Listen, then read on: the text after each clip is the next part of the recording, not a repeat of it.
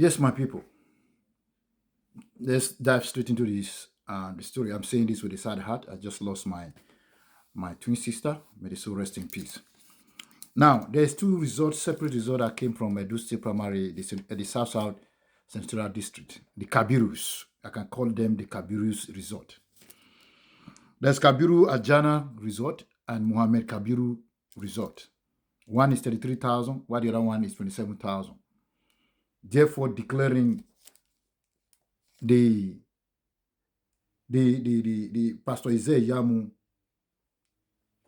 winner of the South South resort election.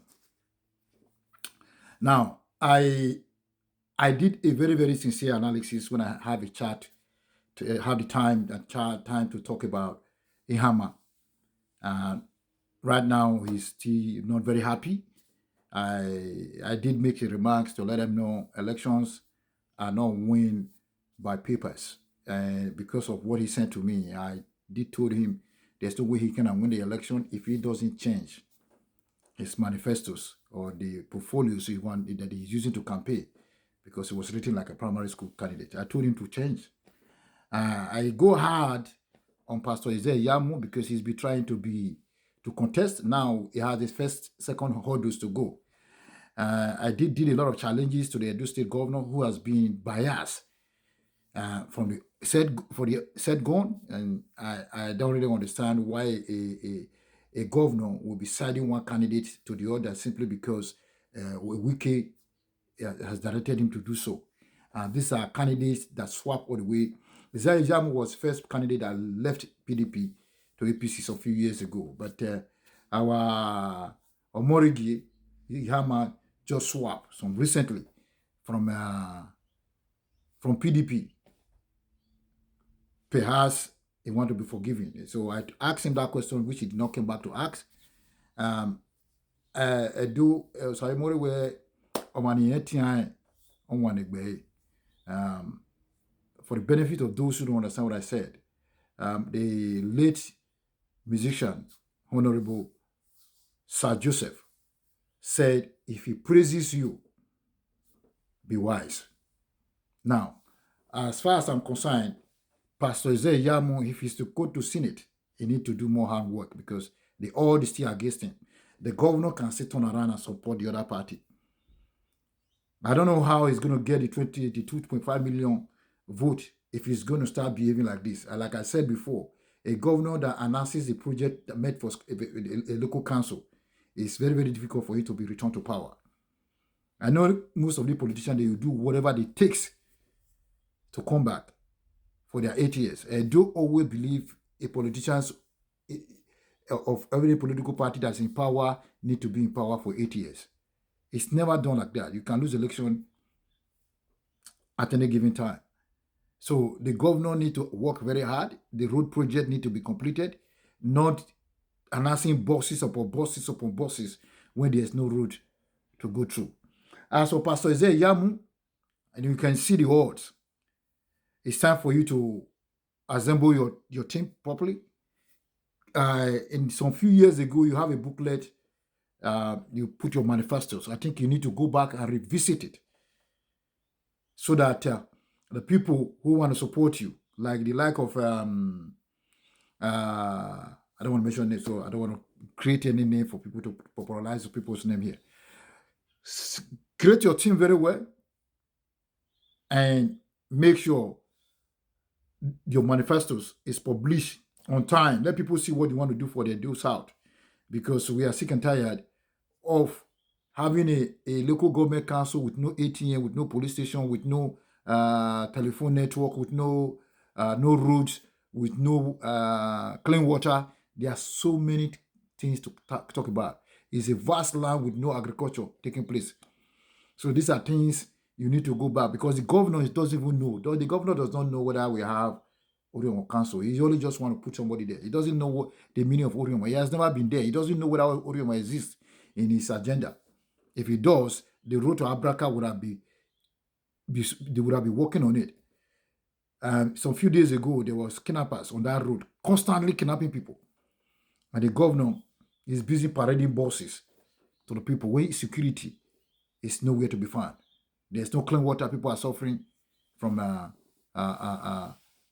waterborne diseases, and politics in our state has been bank on roads. Right from the days of Ogbemudia, they are always making roads. Every other project is a no-go zone.